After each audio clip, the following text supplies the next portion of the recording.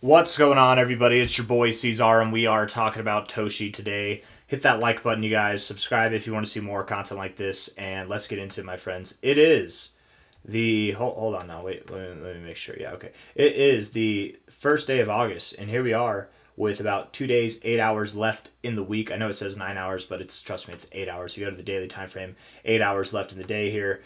Here we are sitting at about $3052 right now. A little bit of a wick to the downside. We found a low at 305. It looks like good. That's a good area to find support. It's possible we could go a little bit lower. You know, Toshi can absolutely do that from a low to a high here. The golden ratio does stand out as a possible area of interest. 3048 to 3046, something in that zone. I wouldn't be surprised if we did find support down there. With that being said, also, I mean, this variable could be the low, kind of an obscure area in the fibs, but we are at prior areas of support here, support there, resistance right here. I mean, it's, good enough. And we're not really moving down with a whole lot of volume. Volume's decaying as we're moving down. Let's look at the short-term stuff and see if we can derive some kind of, or divulge some information that would help us decide where this thing's going to go. I'm thinking we go down, but let's see. Well, 1 hour time frame bullish engulfing candles, definitely nice to see. Not a lot of volume. You're definitely squirrely down here. I think you will go lower just looking at it, though. Bullish divergence. You've had that move play out. I think you can go lower now because really what you've done is you've substituted your higher lows and lower lows, your bullish divergence. You've substituted that now for lower highs and higher highs, which is hidden bearish divergence on the stochastics and on the RSI and even on the MACD. All of these, I suppose, do look good for continuation to the downside. Overall, very bearish on all these different indicators. So yeah, I would say it looks like you do want to go lower. So sticking to that idea, what was it? 3048, 3043. I forget what the area was, the golden ratio area. We'll figure that out in a second. 4 hour time frame is about to close. We got 30 seconds left. A lot of wicks down here, but not really any positive reactions, right? I mean, I don't know. I'm trying to find an example of this here. Can't really. I mean, here you had a lot of wicks, but then you had a positive reaction, and still you came back down. I don't know. I just don't think that this looks like a low point, other than the fact that you're at prior areas of support and resistance, but you've had so many hours, 4, 8, 16 hours in this area, and you haven't had any kind of bullish upticks at all. Makes me think that you will go lower. 4 hour time frame just closed there. 4 hour RSI, yes, go a little bit lower. Go just a little bit. Nothing crazy, but a little bit lower. Find some bullish divergence here with a higher low in the RSI and move on up. Stochastics, same thing. Look bearish right now, but you have the potential to turn that around. The MACD, also, if you go a little bit lower, you could get a red histogram here, a deep red look, and get some higher lows there with some bullish divergence as well. You really are set up in a prime position to form bullish divergence on all three of these indicators if you move just a little bit lower. And let's go back to, what was that price? Because I'm forgetting now. Let's see. Low here to high there. Yeah, 000484 to 3046, somewhere in that zone, okay? If you go lower, it's okay, but I doubt that you do go lower. That's just because looking at the 4 hour time frame especially, it seems as though you want to go a little bit lower, not a dramatic torrential amount to the downside lower, right? Low to high here. The 0.5, maybe you go to 3044. Maybe at the lowest, right? But I doubt it. Personally, I do doubt that. But let's look at this here, just without that noise. It could happen. It could definitely happen, but I'm not expecting that personally. What about, actually, let's leave those fibs up. We'll just add more noise to it. Oh, but we're on Coinbase. Let's go to Toshi. Let's do MEXC. I'm going to have to redraw all these fibs, but that's okay. We're going to put on the lock. That way I don't have to spend too much time clicking. It'll save like 2 more clicks, that's all.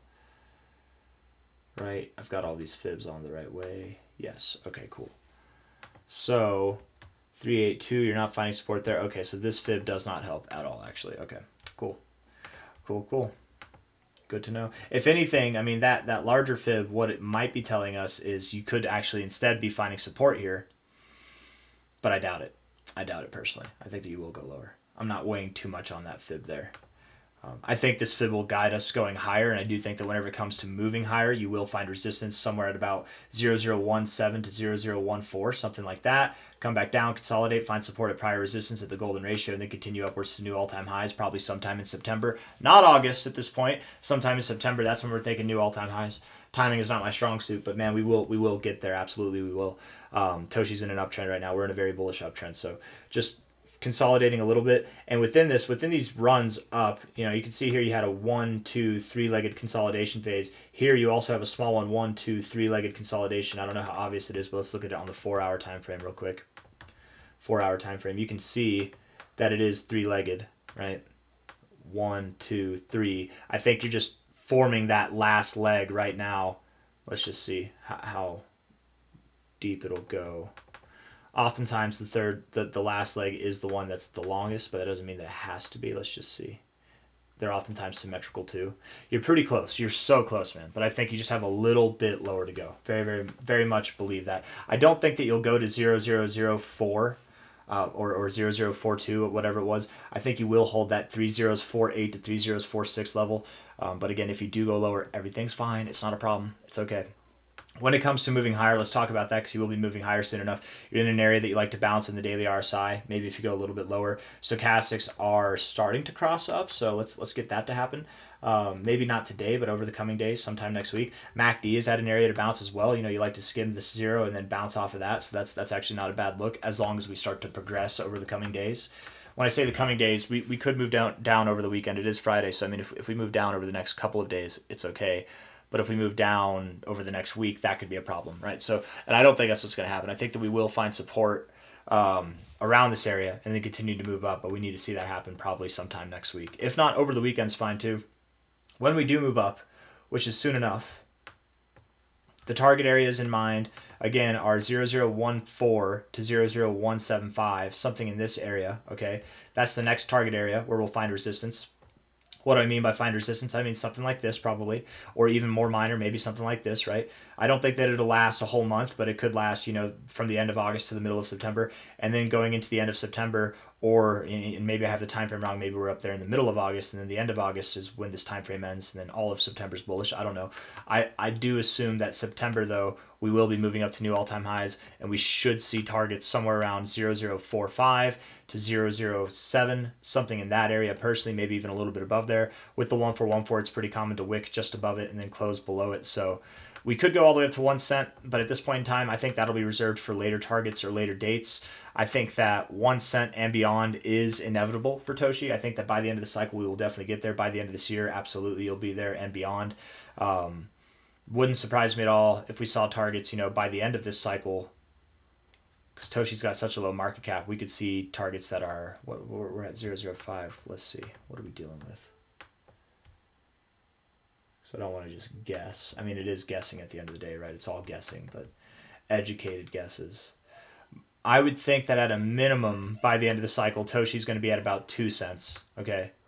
And a potential maximum, I mean, who knows, man? It's a meme coin. Crazy things could happen. You could see 12 cents. You could see more than that. You've got a low enough market cap, you could go all the way up to 23 cents. You're not going to see anything like at $1 or anything like that, but I think something at 2 cents at a minimum to 12 cents at a given maximum, something in this range is nice. I really do like that. A lot of the time for cycle ending finishes, we like to, that's kind of a redundant, right? Cycle ending finish.